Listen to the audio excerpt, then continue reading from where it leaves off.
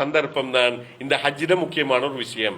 Right, இப்ப பாருங்க, இந்த ஜம்சம் தண்ணி சம்பந்தமா ஆய்வு என்ன செல்லுதுன்னு பாருங்க. நீங்க கட்டாயம் நான் சொல்றேன் என்னண்டா, நிறைய பேர் உண்ற தவறு என்ன தெரியுமா, அங்க தண்ணி போத்தல் சும்மா இஷ்யூ பண்ணுவாங்க. நீங்க ரோட்ல போற நேரம் எல்லாம் ஃப்ரீயா தண்ணி தருவாங்க. நீங்க ஏண்டாலும் என்ன செய்யணும், என்ன வேற இங்க வந்து சம்சம் தண்ணி கொண்டு வாரத்துக்கு கிடைக்கும். எத்தனை லிட்டர்? 5 லிட்டர் தான் உங்களுக்கு கிடைக்க போகுது. இங்க வந்து அப்ப வாராக்களுக்கு கொடுக்கறதுக்கே அது போதா போயிட்டு. அப்ப என்னன்னா, நீங்க குடிக்கிறதுக்கு கிடைக்கிற சந்தர்ப்பத்தை நல்லா பயன்படுத்தி கொள்ளுங்க. அங்க என்ன காரணம்டா, வேற இங்க வந்ததே சான்ஸ் இல்ல. எனவேதான் அங்க மேக்சிமம் எல்லா டைமும் குடிக்கிறதுக்கு ரூம்ல கொண்டு வந்து வச்சு அந்த சந்தர்ப்பத்தை நல்லா பயன்படுத்திங்க. மேக்சிமம் அங்க ஜம்சம் தண்ணியை மட்டும் குடிங்க. சிலர் ரோட்ல தார பொட்டல் தண்ணியை கொண்டு வச்சுட்டு குடிப்பாங்க. அதை கூட நீங்க தவிர்த்து கொண்டு ஜம்சம் தண்ணியை குடிக்கிறதுக்கு ட்ரை பண்ணுங்க. போற இடங்களுக்கு பொட்டல்ல ஜம்சம் தண்ணி எடுத்துட்டு போயிடுமா, அதை குடிக்க பாருங்க. ஏன்னா வேற சான்ஸ் உங்களுக்கு கிடைக்கிறல்ல. ரைட், நான் ஏன் இதை இன்னைக்கு சொல்றேன்டா, இப்படி வாங்கலே, ஒரு 1970 காலகட்டத்தில் ஒரு பெரிய ஒரு பிரச்சனை ஒன்று வந்துச்சு. மன்னர் ஃபைசல் சவுதியில் இருக்கிற நேரம் ஒரு பெரிய பிரச்சனை ஒன்று வந்துச்சு. என்னன்னா, ஒரு புரளி ஒன்றை கிளப்பி விட்டாங்க. உலகத்தில் முஸ்லீம்கள் எல்லாரும் ஒன்று சேர்ற இடம் தானே இந்த ஹஜ்ஜின் இடம். எனவே உலகத்தில் நோய்கள் பரவுறதுக்கு காரணமாமையிலும் இந்த எல்லாரும் சேர்ந்து போறதால. உண்மை, நீங்க சும்மா யோசிச்சு பார்த்தா அதுதானே உண்மை. சொல்லுங்களே, உலகம் முழுக்க ஒரு நோய் பரப்பணும் உண்டா? நோயாளி உண்டு ஹஜ்ஜிக்கு போனா சரிதானே, அங்க எல்லாருக்கும் நோய் வரும். அதுக்கப்புறம் உலகம் முழுக்க எல்லாரும் பிரிஞ்சு போவாங்க. உலகம் முழுக்க அந்த நோயை பரப்பிலுமே. ஆனா இது வரை காலமும் நீங்க கேள்விப்பட்டிருக்கிறீங்களா, ஹஜ்ஜால உலகம் முழுக்க ஒரு நோய் பரவிச்சுன்னு சொல்லி? கொரோனா தான் வந்துச்சு. பரவிச்சா? ஹஜ்ஜால பரவிச்சா? உம்ராவால பரவிச்சா? பரவாது, ஒரு நாளும் பரவாது. ஏண்டா, அதுக்கு தான் அல்லாஹ் தஆலா ஜம்சம் தண்ணியை வச்சிருக்கிறான். இப்ப இதை 70 கால பிரிவுல மன்னர் ஃபைசல் காலத்துல சொன்னாங்க, இது நஜீஸ் தண்ணி. ஏன்னா பக்கத்துல உள்ள மலைப்பகுதிகளில் இருக்கிற நஜீஸ் தண்ணிகள் எல்லாம் சேர்ந்துதான் இந்த ஜம்சம் நீரூட்டுல வந்து தண்ணியா எடுத்து பாவிக்கிற. எனவே இந்த தண்ணியை தடை செய்யணும்னு சொல்லி ஐக்கிய நாடுகள் சபை வரைக்கும் ஒரு பெரிய ஒரு பிரச்சனை கொண்டு போனாங்க. மன்னர் ஃபைசல் பார்த்தார். என்ன தெரியுமா, மன்னர் ஃபைசல் அவர் ஒரு வித்தியாசமான மனுஷன். மன்னர் ஃபைசல் என்ன செஞ்சாரு, உலகத்தில் உள்ள பெஸ்ட் சயின்டிஸ்ட் எல்லாம் எடுத்தாரு, மிகப்பெரிய விஞ்ஞானிகள் எல்லாம் எடுத்து சொன்னாரு, எனக்கு தேவை ஜம்சம் தண்ணி சம்பந்தமான சயின்டிபிக் ரிசர்ச் ஒன்று செய்யணும். எனவே எவ்வளவு செலவு போனாலும் சரி, நான் செலவழிக்க ரெடி, எனக்கு இந்த ரிசர்ச்சை செஞ்சு தரணும். உலகத்தில் உள்ள எல்லா தண்ணியையும் ஆய்வு செய்யணும், அதோடு ஒப்பிட்டு பார்க்கணும் இந்த ஜம்சம் தண்ணிய. இப்ப என்ன தெரியுமா செஞ்சாங்க, பெஸ்ட் டீம் உண்டு, உலகத்தில் உள்ள பெஸ்ட் அந்த சயின்டிஸ்ட் எடுத்தாங்க. உலகத்தில் உள்ள எல்லா நாடுகளுக்கும் போயிட்டு எல்லா நாட்டோட தண்ணியையும் ஆய்வு செய்யறதுக்கான சந்தர்ப்பம் கொடுக்கப்பட்டுச்சு. கடைசி முடிவு என்ன தெரியுமா, ஜம்சம் ரிப்போர்ட் என்ன தெரியுமா, பாருங்க அல்லாஹ் தஆலா எப்படி ஒரு நிலைமையை மாத்தினான்னு சொல்லி.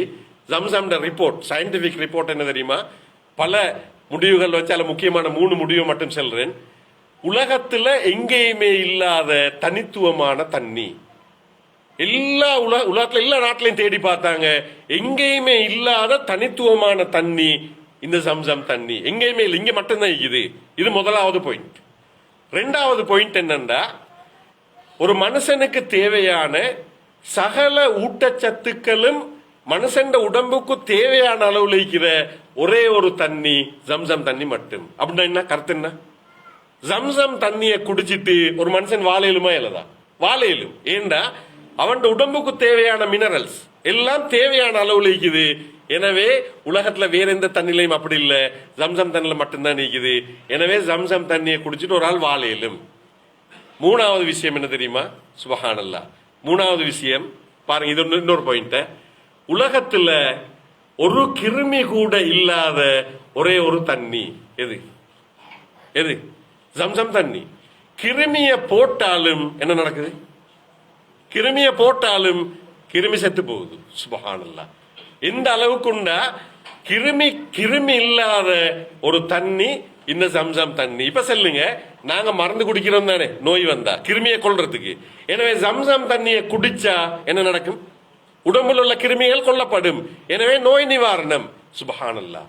இப்ப சொல்லுங்க, ஹாஜரா நாய்க்கும் இஸ்மாயில் அலைஹிஸ்ஸலாத்துக்கும் இந்த தண்ணியால மட்டும் வாழையிலுமா இல்லதா?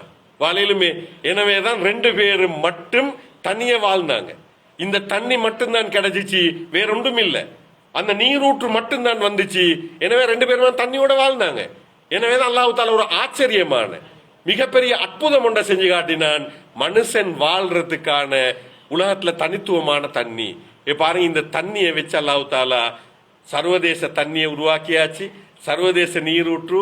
எனவே சர்வதேச நாகரீகத்தின் அடிப்படை தண்ணி ஸ்டார்ட் பண்ணியாச்சு. இப்ப பாருங்க வரலாறு எப்படி மாறுதுன்னு சொல்லி. ஏன் அப்ப நீங்க ஹஜ்ஜிக்கு போற நீங்க, அங்க மக்காக்கு போற நீங்க, ஏன் நான் போறேன், ஏன் நீங்க எனக்கு போகணும்? போறதுட பின்னணி என்ன? அல்லாஹ் தாலா எனக்கு தந்திக்கிற இந்த அருள், இவ்வளவு பெரிய உலகம், உலகத்துல மனுஷனே இல்லாத, மரமே இல்லாத ஒரு பாலைவனம் இப்ப எப்படி இருக்குன்னு போயிட்டு பாருங்களே. உலகத்துல ஆக கூட மனிதர்கள் சேர்ற இடம் எங்க? இப்ப எங்க எங்க? ஹஜ். ஏன்னா உலகத்துல வேற எங்கேயும் அவ்வளவு பெரிய கிரௌட் சேரல. அவ்வளவு பேரும் சேர்ந்து உலகம் முழுக்க பிரிஞ்சு போறாங்க. உலகத்துக்கு நோய் போகுதா? நோய் போகாது. ஏன்? எல்லாரும் அங்க வந்து எதை குடிக்கிறாங்க? ஜம்சம் தண்ணி. எனவே ஜம்சம் தண்ணியை குடிக்கிற நேரம் அவனோட உடம்புல எந்த நோய் இருந்தாலும் இல்லாம ஆகிட்டு போகுமே தவிர, திரும்ப ஊர்ல போயிட்டு நோயை தேடுவாங்களே தவிர, மக்காலேந்து ஒரு நாளும் நோய் போகாது. மக்காலேந்து உலகத்துக்கு நோய் பரவுறதுக்கு சான்ஸ் இல்லை. இப்படியான ஒரு நீரூற்றை உருவாக்கி அங்கேருந்து ஒரு புதிய நாகரீகத்தை அல்லாஹ் தாலா கட்டி எழுப்புறான்.